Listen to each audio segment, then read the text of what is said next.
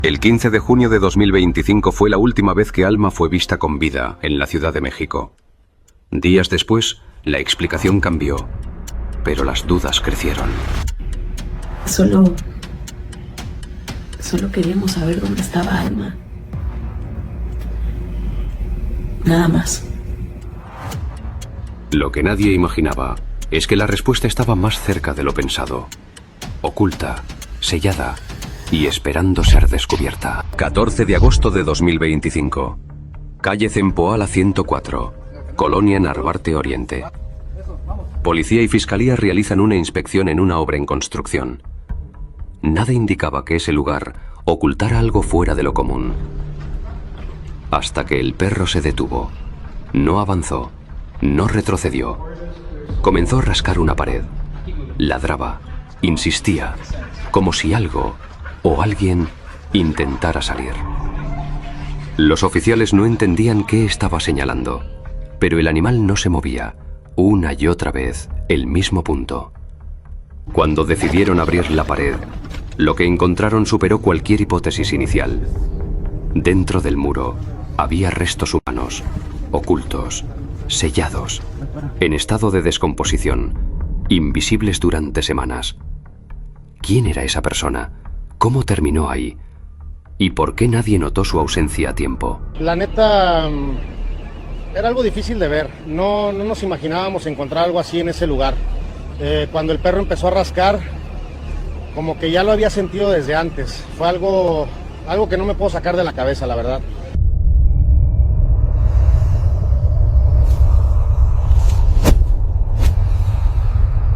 Antes de convertirse en un hallazgo que estremeció a la Ciudad de México, Alma Elena Sánchez Marcelo fue una mujer con planes simples y claros: trabajar, avanzar y ayudar a su familia.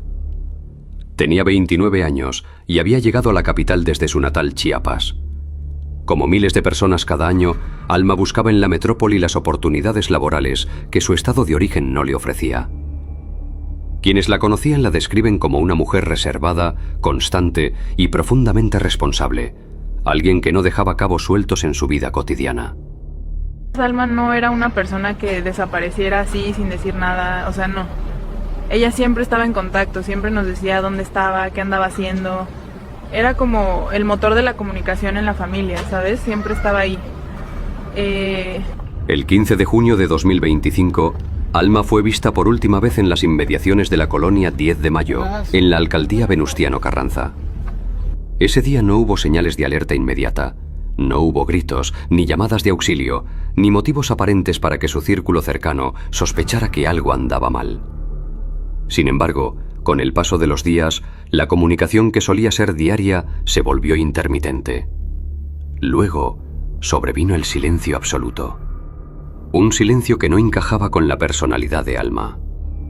Al principio, pues pensamos que estaba muy ocupada con el trabajo o que tenía broncas con el celular. Uno siempre quiere creer lo mejor, ¿no? Nunca nos imaginamos que eso iba a ser el inicio de todo lo que pasó.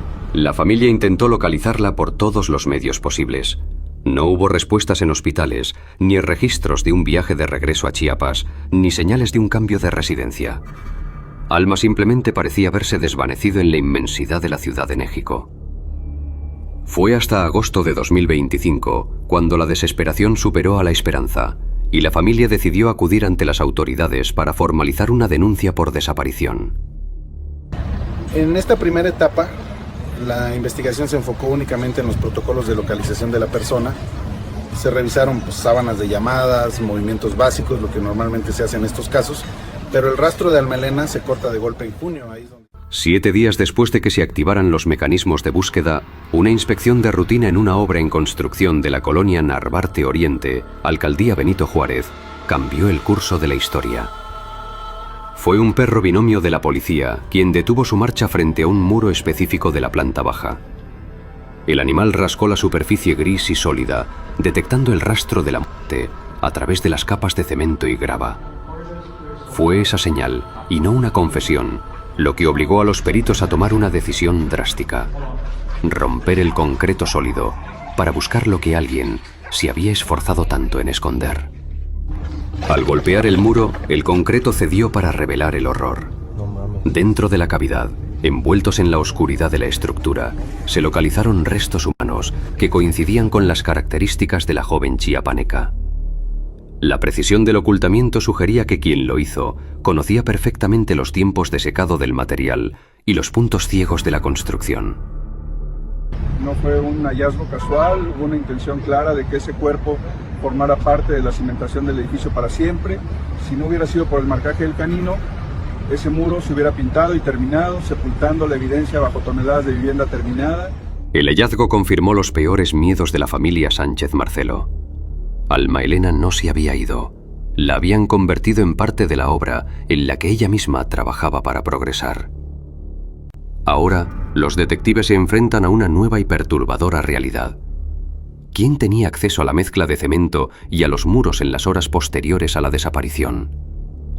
¿Fue un acto de violencia impulsiva o un plan diseñado por alguien que conocía cada rincón de ese proyecto del INVI? En el próximo capítulo, el rastro en la nómina. Los sospechosos que caminaban entre los pasillos de la obra y la sombra del principal implicado que intentó huir de la justicia capitalina. Alma Elena, de 30 años, originaria de Chiapas, desapareció en la Ciudad de México el pasado 7 de agosto. Una semana después, Kaiser, un perro de la Policía de Investigación, localizó emparedado el cuerpo de Alma en una construcción de la colonia Narvarte. El hallazgo del cuerpo en agosto de 2025 no cerró el caso. Lo abrió de par en par.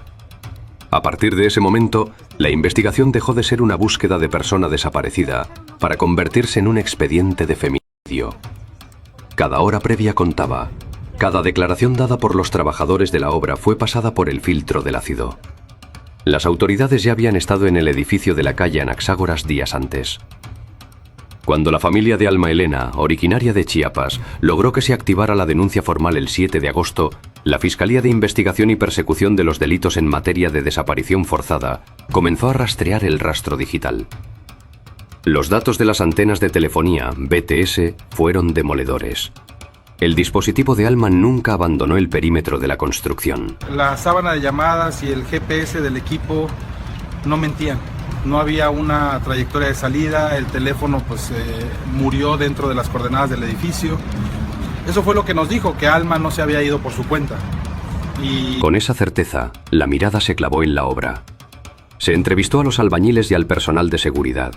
En apariencia, el ritmo de la construcción era normal. Demasiado normal. Pero en las entrevistas individuales, el castillo de naipes empezó a caer. Unos decían que la vieron salir a comer, otros que la neta nunca llegó ese día, pero lo que más raro se nos hizo fue que un muro de la planta baja se levantó en la noche, en un horario que no correspondía. Eso no cuadraba. Las contradicciones eran sutiles, pero constantes. Sin embargo, el foco rojo definitivo se encendió cuando el principal entorno cercano de Alma, Antonio N., quien se desempeñaba como vigilante nocturno del inmueble, dejó de presentarse. No pidió su liquidación, no recogió sus pertenencias. Simplemente se volvió humo. En este tipo de casos, cuando alguien deja el trabajo y también su domicilio justo después de un citatorio, eso ya es una señal muy fuerte, casi definitiva, la verdad. Antonio pasó de ser la pareja y un testigo más a convertirse en el principal sospechoso. Aún sin haber roto el muro, la presión era máxima. Los peritos de criminalística, apoyados por binomios caninos de la Secretaría de Seguridad Ciudadana, SSC, comenzaron a inspeccionar cada rincón. No buscaban una salida, buscaban una irregularidad en el concreto.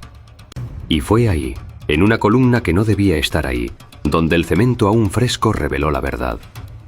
El hallazgo confirmó que Alma nunca salió de la obra, porque alguien decidió que ella sería parte de sus cimientos.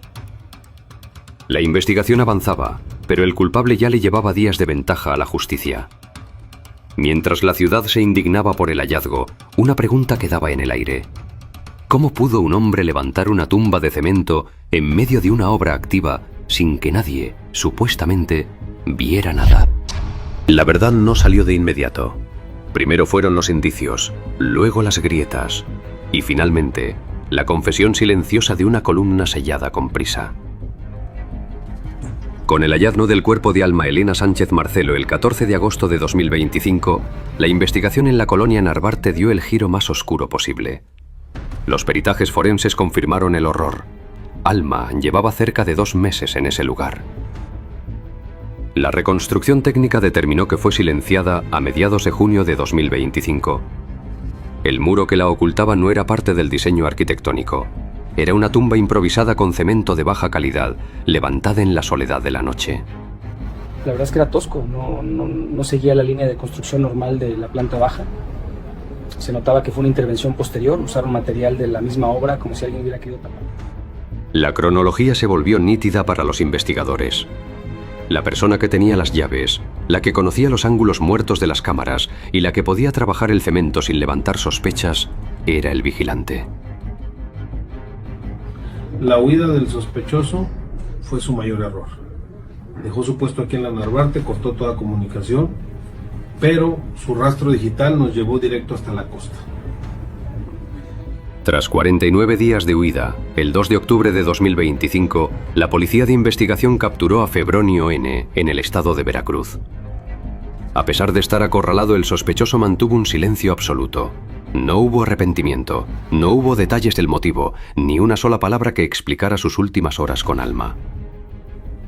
En las audiencias iniciales y durante todo el proceso hasta este 2026, el imputado decidió apegarse a su derecho de no declarar.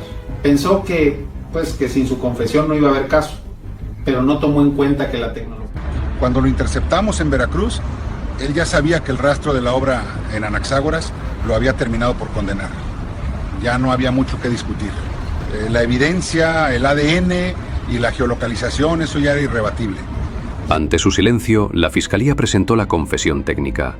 La geolocalización de su celular que lo ubicaba en el muro la noche del crimen y el rastro de ADN en las herramientas de albañilería. El juicio avanzó sin que él pronunciara una sola palabra de consuelo para la familia. En este enero de 2026, el tribunal ha dictado una sentencia de 70 años de prisión por femicidio agravado. El juez fue claro. El intento de ocultar el cuerpo en una estructura y la falta de cooperación del acusado solo reafirmaron su culpabilidad y su desprecio por la vida. Hoy, el edificio en la Narvarte sigue su curso. La ciudad camina por esas aceras sin saber que una de sus paredes tuvo que hablar para que el nombre de Alma Elena no fuera olvidado. Este caso no trata solo de un crimen. Habla de las ausencias que no se notan, de las versiones que se aceptan sin preguntas, y de cómo la verdad, tarde o temprano, encuentra una grieta por donde salir. Porque algunos crímenes creen estar bien escondidos, hasta que la justicia toca la pared correcta.